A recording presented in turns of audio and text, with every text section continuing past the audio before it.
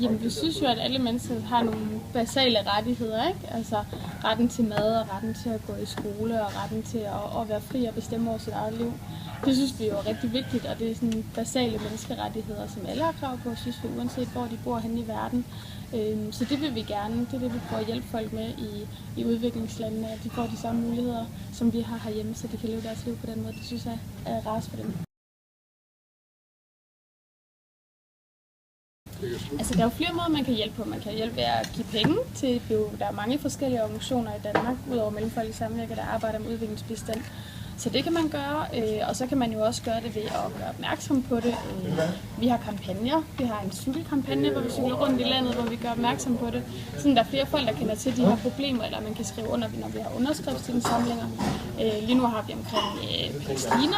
Vi vil gerne sige til udenrigsministeren, at han skal anerkende Palæstina.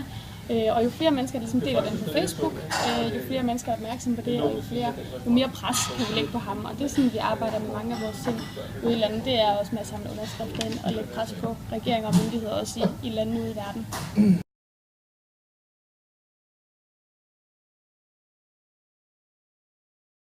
Om USA's placering?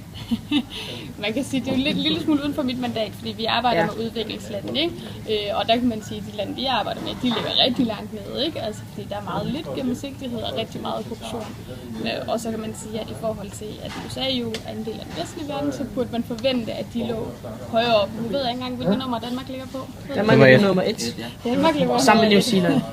Yes, det kunne man forestille sig. Så på den måde er det selvfølgelig meget vildt, at de ikke ligger højere oppe, men det er jo også noget med, hvor gammelt demokratiet også er, ikke? Altså, vi har haft demokrati i flere hundrede år i Danmark, ikke? Altså, udviklingslandene, der er jo nogle af dem, det er meget nyt. Det er ikke særlig mange år siden, så det kræver en masse arbejde og tilvælgelse også, så man først får gennemsigtighed, og man kan bekæmpe korruption. Så det er også noget af det, vi arbejder på udviklingslandene.